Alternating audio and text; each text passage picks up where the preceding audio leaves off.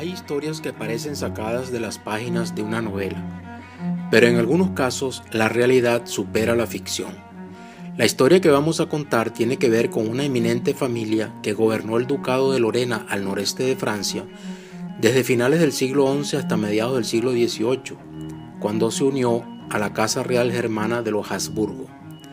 El fundador de la Casa Ducal de Lorena había sido Gerardo de Lorena en 1048, continuando la línea de sucesión masculina ininterrumpidamente por 8 generaciones hasta llegar a Francisco Esteban de Lorena, quien en 1735 cedió el territorio de la Lorena y recibió el de la Toscana como compensación, siguiendo un plan concebido por el rey Luis XV de Francia, quien, tratando de evitar que el Ducado de Lorena pasara a formar parte del Sacro Imperio Romano Germánico, se lo asignó temporalmente a su suegro, el destronado rey de Polonia Estanislao Leszczynski, con la condición de que a su muerte pasara a Francia.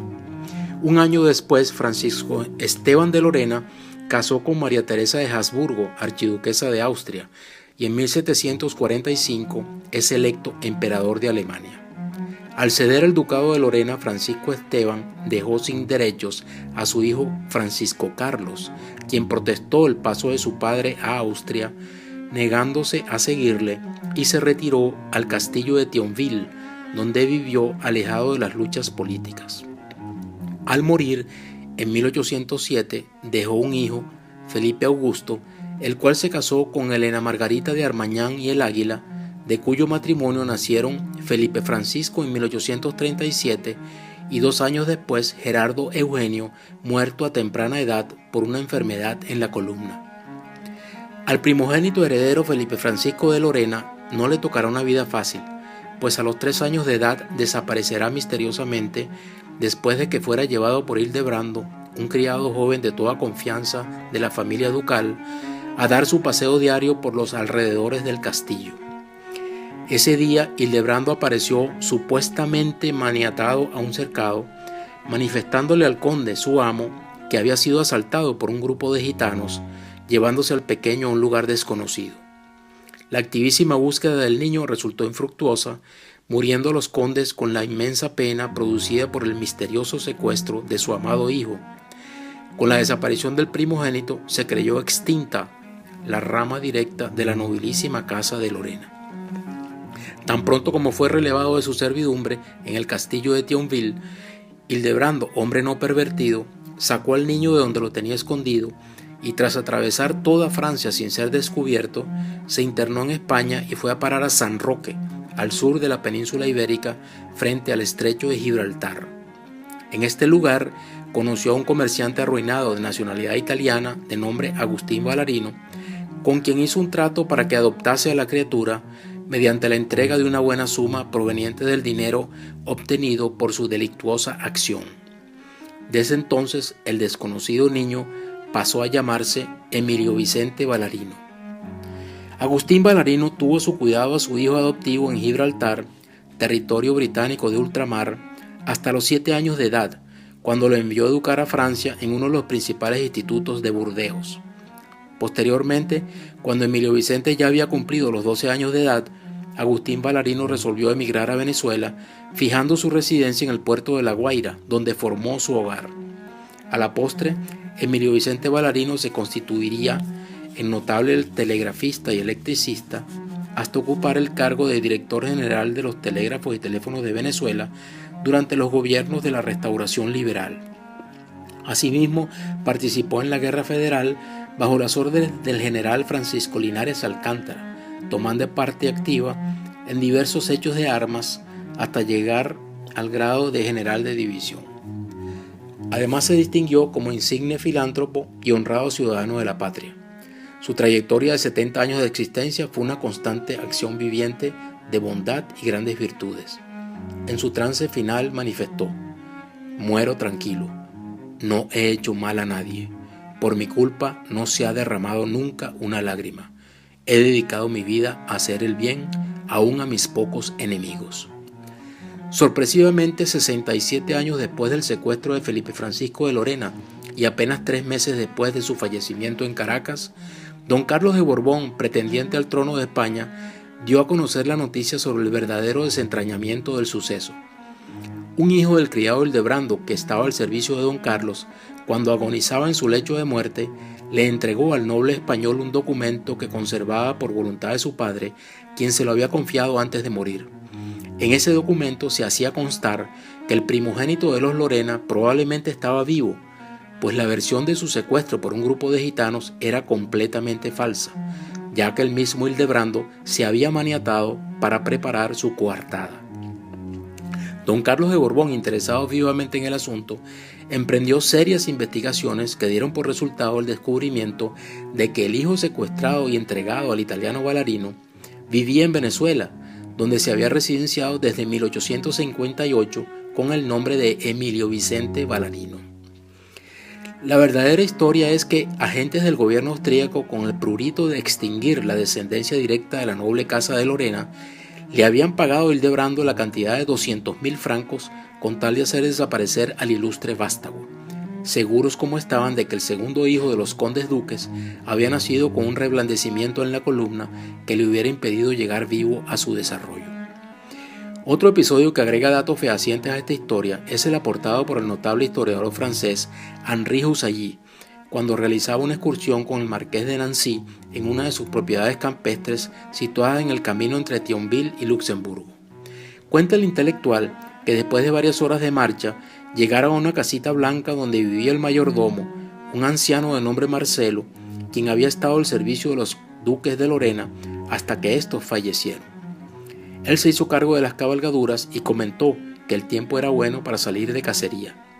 El señor de Nancy accedió, pidiéndole trajeran los accesorios necesarios para un buen lance de caza. Entre estos, llamó poderosamente la atención del historiador el cuchillo de monte de Marcelo, porque su hoja era de finísimo acero inglés y en su parte superior estaba grabado el histórico escudo de armas de la casa de Lorena, una banda sobrecargada con 3 aguiluchos de plata. Marcelo le comentó que esa daga de monte se la había obsequiado el noble conde Felipe Augusto de Lorena, quien al enterarse del supuesto secuestro de su pequeño hijo había iniciado su búsqueda junto con un grupo de colaboradores dividiéndose por distintos senderos. A él le tocó acompañar al conde por un camino donde se notaban huellas recientes. Después de haber cabalgado durante 2 horas por el bosque, divisaron una banda de gitanos como de 6 hombres y varias mujeres que preparaban alimentos en grandes fogatas. El conde y Marcelo se enfrascaron en una lucha desigual contra los gitanos que los atacaban armados con pesadas tizonas, pero los fueron eliminando uno a uno. Cuando la espada de Marcelo había sido destrozada en el fragor de la lucha, el conde, sin perder la sangre fría, le arrojó su daga de monte y con ella Marcelo venció al último de los gitanos que amenazaba de muerte al conde. Este abrazó a Marcelo y le dijo: «Me has salvado la vida. Conserva siempre en recuerdo mío esa daga. Eres digno de mi cariño y de mi apoyo». Acto seguido corrieron al campamento donde estaban las mujeres de los gitanos, pero no encontraron ninguna evidencia del niño Felipe. Tristes y desalentados, regresaron al castillo, cayendo el conde en un abatimiento indescriptible hasta su muerte ocurrida 10 años después.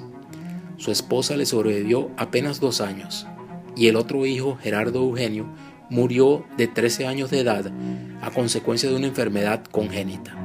Así se creyó extinguida aquella dilecta y generosa raza de los duques de Lorena.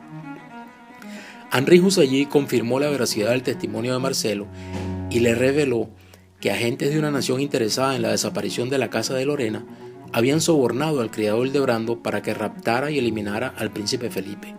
Sin embargo, el niño vivía porque había sido negociado y entregado en San Roque, al sur de España, a un comerciante italiano que lo adoptó bajo el nombre de Emilio Vicente Ballarino, transcurriendo su vida sin saber nunca quiénes habían sido sus padres. A sus hijos solía decirles: «Ustedes puede que pongan en claro algún día ese misterio que envuelve mi nacimiento». A mediados de 1907 se comisionó en Caracas a 2 representantes diplomáticos a fin de inquirir el paradero de Emilio Vicente Ballarino, verdadero descendiente de los condes de Lorena, y en carta fechada el 20 de septiembre, ellos daban cuenta de que había fallecido en Caracas 3 meses antes. Entonces se dieron a la tarea de averiguar con discreción cuál de los hijos del difunto había sabido llevar con más inteligencia y honor el ilustre nombre de su progenitor. La investigación dio por resultado que el noble título de conde de Lorena debía recaer en el segundo de sus hijos, el llamado Nerio Aquiles, a quien insinuaron reclamar tal reconocimiento personalmente o por medio de un apoderado. Por recomendación del ministro inglés, a principios de 1909, un célebre abogado austríaco, el barón de Kurz, le ofreció a Nerio Ballarino ser su apoderado, con la esperanza de que pudiera recuperar sus bienes. Las gestiones de este abogado lograron el reconocimiento oficial del ilustre apellido de Lorena por las Cortes de Portugal, Rusia, Alemania, Austria, Rumanía y por el Vaticano. Con toda esa documentación, el barón de Kurz presentó la reclamación de Nerio Ballarino de Lorena al castillo de Thionville ante los tribunales de Metz, y después de largos debates, sentenciaron en 1914 a su favor en primera instancia, ordenando se le entregara esa propiedad y sus anexos. Cuando ya se iba a activar el asunto en la Corte Suprema, estalló la Primera Guerra Mundial y todo quedó paralizado hasta la terminación del conflicto. Pero en diciembre de 1916 y enero de 1917, las posesiones de Thionville, ocupadas por fuerzas alemanas, fueron bombardeadas por una escuadrilla aérea francesa, dejando totalmente destruido el castillo e incendiados los bosques aledaños. Para colmo de males, el 12 de mayo de 1917 fallecía el barón de Kurz cuando comandaba el 125 Regimiento de Artillería austríaco a consecuencia de las heridas recibidas en la ofensiva Brusilov, la mayor operación militar del ejército ruso durante la Primera Guerra Mundial. Con la muerte de tan noble amigo, Nerio Ballarino de Lorena vio perdidas sus esperanzas de recuperar los bienes europeos. Sin embargo, al terminar la Primera Guerra Mundial en 1918, se propuso reiniciar las actividades para acceder de nuevo a la documentación de su proceso.